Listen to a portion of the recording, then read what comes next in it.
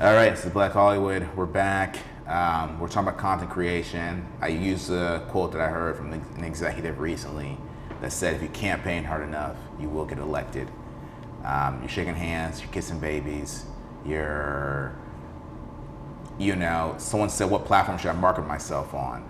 Well, every big brand eventually gets on all the platforms. Eventually gets everywhere. I can't really say that for entertainment per se, but I was going to say that for any company, right? You're going to see Amazon ads on Facebook. You're going to see Amazon ads everywhere. You're going to see Amazon on the side of buildings, just as you'll see Michael B. Jordan on the side of buildings down off Sunset Boulevard.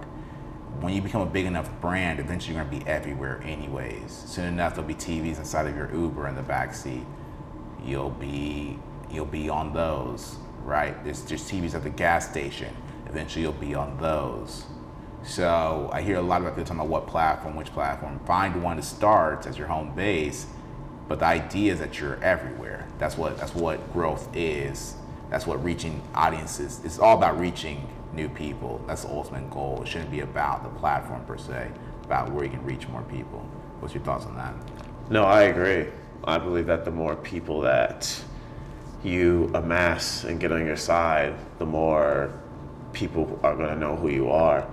I think about this other YouTube channel called RDC, Supreme Dreams. Yeah, I love them. Those dudes are hilarious. They are hilarious. I love them. They make fun of everybody. They do funny skits on everybody, and you can tell they love doing it. Yeah. And they've become very successful. I remember watching them when I was in college, and I was like, dude, what they're doing is this is real. Oh, they're doing it that long? Yeah, they're the same age as us. I think they're probably a year older. Yeah. But they've been doing it for that long, since they were in college and everything, dude. And I've watched them slowly amass a following to the point where now they're cool with NBA players, they're cool with movie stars and everything, and they're just killing it, dude. Oh yeah, they're funny. And now everybody knows who they are, especially Mark, the main guy. You know what I mean? Yeah. And just seeing them sing, especially as a black man, seeing a group of black men doing well and killing it is just awesome. But that goes back to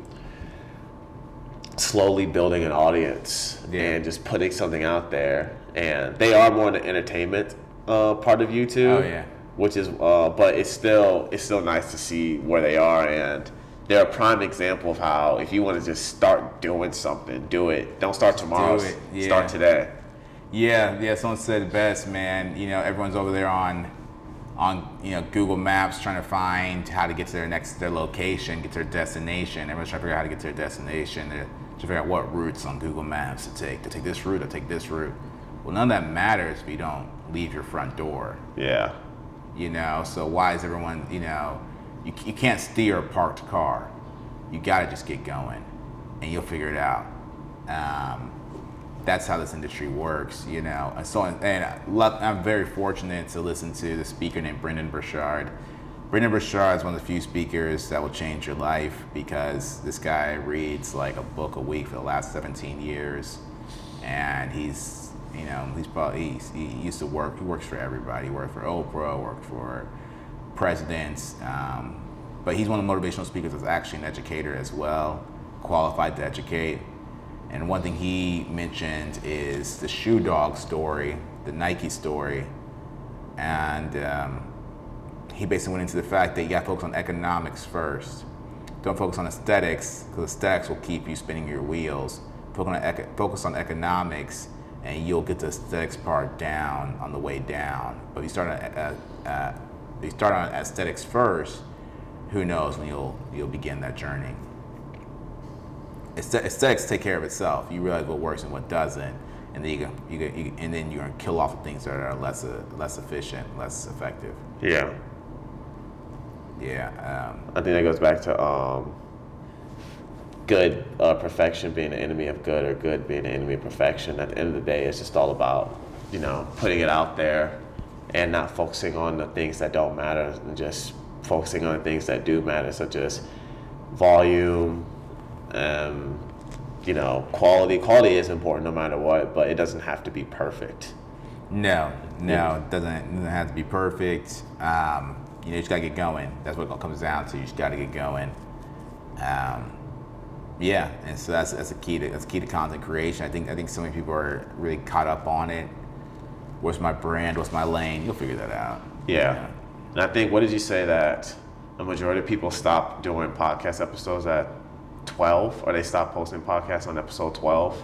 Yeah, so it's like 95% podcasts in by episode 12. Yeah. And so, for us now, it's kind of muscle memory. It's the place you want to be. It's the sweet side of things. Once you get to the place that we're at, it's muscle memory. So we kind of just wake up and do it on the days that we said we're going to do it.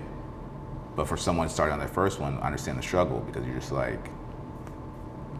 are they gonna receive it well, this and that? But now we see it as a norm. Yeah, right? we do see it as a norm, and it's become a habit. That's how much of a norm it's become, and it's all about just getting started. Obviously we had some preliminary stuff beforehand before we actually started posting, but it's just all about, there's no secret to it. You just have to keep going. You just have to have the discipline, the work ethic, the drive.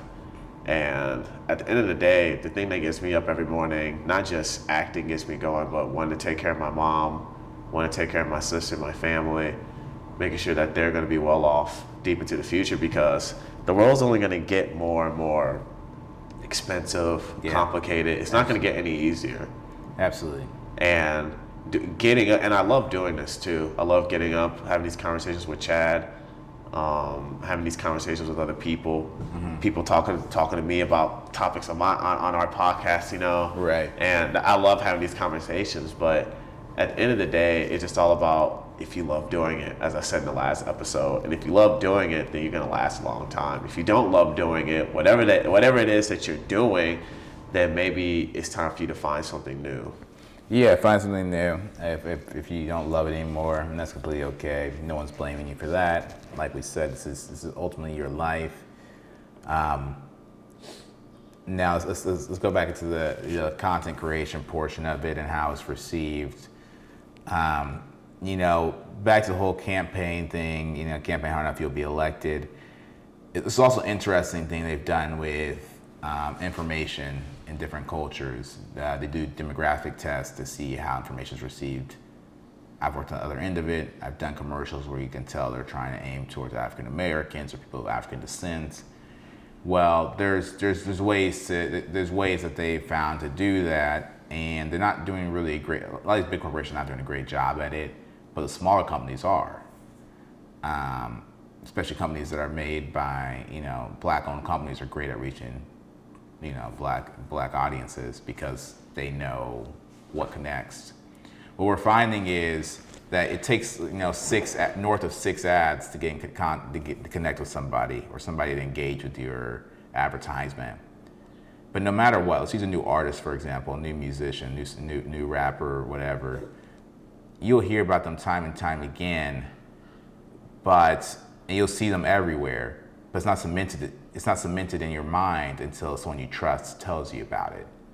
And they found that you can see someone's advertisements everywhere, but for like black men and women as well, but for black men, someone can tell you about any information anywhere, but it's not really seeping in. You might hear about Jonathan Majors everywhere you go, but it doesn't really hit you until you're at the barbershop. You're at the barbershop now, it's like, okay, there's some truth to it if my barber's talking about it. And so if you remember during the time of, they try to tap into this and use it use this during like the time of the pandemic. They're trying to start paying barbershops and stuff to talk about the importance of getting vaccinated and things like that, because they knew how much of a power hub that is, the power hub of trust that is for our community. And less about that, but just the fact that you can see someone's name, someone's face everywhere. But once your barber speaks about it, it's now you now are into it. Same with I'm using Jonathan Majors as an example, because I think you spoke about Jonathan Majors first to me, and then I spoke about it to somebody else, and someone else was like, "Oh, okay. Well, I didn't realize he was in this many projects. I didn't really seek him out until you said something." So no matter how many times you campaign, until someone, either they trust you because there's someone that knows you personally, or until you're recommended by someone they trust, it really doesn't matter. And that's why you have to keep keep going. No. Would you agree? Yes, I agree with that 100%. And I also believe that content just goes beyond like making stuff just for social media, like making your own short film, making your own feature film. That's also content because you're also building your catalog and building your presence in the marketplace, and then marketing that somehow with your trailer, with whatever you're going to use to market it, is also going to help as well. So creating your own opportunities, such as, like I said, short films and feature films, or even a web series or whatever, is also considered content as well. Yep. Yeah, absolutely. All of it. You know, what I like about the podcast is this. There's a couple people that I didn't really know well or know their story. That's the biggest part about all this, guys, especially for those who are interested in acting, or film. The biggest part is getting your story out there. I remember when I first got signed to an agent back in like 2012. We were terrible actors. It's like a local agency. We're terrible actors. But Hollywood agents loved us. And part of the things they taught us to do was to tell our story. They didn't care about the acting, they told us to tell our story. And why they're saying that is because that's what they're teaching us to do, is just tell our story. Not only did the agents love that, not only did the casting love that, so does the director. The director loves that. And why is all that? Because that's what they're going to use as press for the consumer when the movie comes out. So your story serves you in so many ways, all the way to the point of advertising to the consumer after your big movie comes out. After your story of you being a Hollywood success comes out, they use that story all the way up the ladder. And that's why content creation really matters in our field. I don't think people understand that. And so that's why, for my platform, shameless plug, at Chad Chambers on YouTube. On my platform, you'll see me tell my story as many ways and as deeply as possible, because that makes your audience have a connection to you. Because realize success in this industry is about connection, not perfection. And that's going to change the game for you. This is Black Hollywood.